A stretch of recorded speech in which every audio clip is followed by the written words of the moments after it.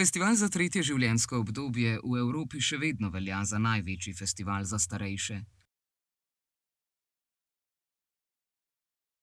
Letos praznuje že 24. rojstni dan. V 3 dneh je festival obiskalo 17 tisoč ljudi. Imamo strokovni izobraževalni program, imamo ogromno delavnic, stojnic, pa tudi zelo zanimivo festivalsko kavarno, kjer so vsak dan gostje znani Slovenci in še tombolo. In tudi tombolo z veliko nagradami obišče veliko ljudi. Tukaj je možno tudi izmeriti krvni sladkor, pa pritisk, se posvetovati o zdravju, o demenci. Okroglih miz je pa ogromno, v ospredju sta zagotovo pokojninska reforma in dolgotrajna oskrba. Že več let zapored na festivalu sodeluje tudi Zveza društev gluhih in naglušnih Slovenije. Pred njeno stojnico se je zbiralo veliko ljudi z veliko vprašanji. Predvsem jih je zanimalo, kako pridobiti slušni aparat, kaj narediti, če ne deluje dobro, in kje kupiti nov slušni aparat. Imeli smo tudi veliko mlajših obiskovalcev, ki so imeli pa težave s piskanjem, šumenjem in podobno. Jih je zanimal bolj ta tinnitus. Veliko zanimanje je bilo za pogovorne skupine, tako da vprašanj bo res veliko. Veliko starejših ima poškodbo sluha, počasi postajajo gluhi in tudi slušni aparat ni nekaj čudnega, ampak je pripomoček, ki nam v bistvu pomaga. V bistvu te nazaj vključi v družbo. Glavni razlog, zakaj ljudje odlašajo s tem, da gredo po slušni aparat, je zato, ker ljudje še niso pripravljeni sprejeti dejstva, da imajo izgubo sluha in da potrebujejo slušni aparat. Če pogledamo 5 faz žalovanja, ki jih poznamo, se pravi, teh 5 faz žalovanja se prenese tudi pri sprejemanju, se pravi, naglušnosti oziroma sprejemanju slušnega aparata. Prva faza zanikanje. Jaz ne slišim slabo. Druga faza jeza. Se pravi, kaj vsi tako momljate, zakaj tako tiho govorijo. Tretja faza pogajanje. Ali ste prepričani, da ste pravilno izmerili moj sluh? Četrta faza depresija. Jaz slabo slišim, z menoj se noben noče pogovarjati, meni ni pomoči. In potem 5. faza, ki imam slušni aparat, jaz nosim slušni aparat mi pomaga. In v bistvu oseba mora iti skozi teh 5 faz, se pravi, da pride do tega sprejetja, da potrebuje slušni aparat, da potrebuje slušno pomagalo in takrat v bistvu potem se šele odločijo za slušni aparat.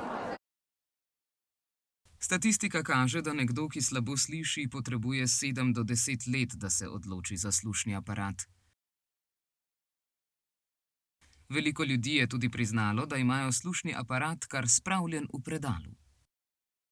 Tukaj bi jaz izpostavil 2 vzroka. Se pravi, prvi, da je tale, zakaj slušni aparat končal v predalu, je, da oseba še ni bila pripravljena sprejeti tega, da potrebuje slušni aparat. Včasih je šla proti svoji volji, mogoče nekako na pobudo svojcev, sorodnikov po slušni aparat, ampak potem se ni odločila, da ga redno nosi. Drugi mogoče razlog bi bilo pa, mogoče bi se bilo dobro vprašati, kakšno korist ima oseba od slušnega aparata. Mogoče bi bilo dobro tudi vprašati dobavitelje, kakšne metode oziroma kakšne sisteme imajo za preverjanje, se pravi tega, kakšno korist ima uporabnik od slušnega aparata.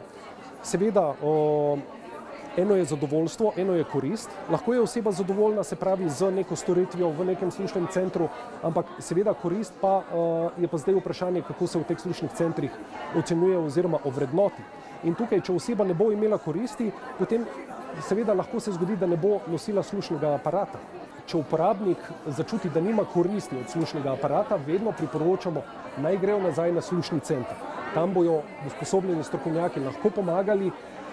Seveda zdaj zopet pa je potem zelo pomembno, da se tej osebi pomaga z spodbudo, s prijazno besedo, da ima podporo v domačem okolju, da ima podporo tudi strani usposobljenih strokovnjakov v slušnem centru. Festival je v celoti zasedel prostore ljubljanskega Cankarjevega doma. Na voljo je bilo več kot 360 izobraževalnih, strokovnih, kulturnih in sejemskih predstavitev. Festival je potekal pod častnim pokroviteljstvom predsednika vlade Republike Slovenije, dr. Roberta Goloba, ki je navzoče nagovoril na slavnostnem odprtju. Za vprašanja in nasvete je bilo na voljo tudi več ministrstev, tudi minister za solidarno prihodnost Simon Maljevac in minister za delo Luka Mesec. Dogodek se je zaključil s pogovorom s prvim častnim pokroviteljem festivala Milanom Kučanom ter Vlasto Nussdorfer na temo z naslovom Ali smo družba, v kateri želimo živeti? Festival bo prihodnje leto praznoval kar pomembno obletnico, 25-letnico, in bo še večji, še bogatejši in najbrž še lepši.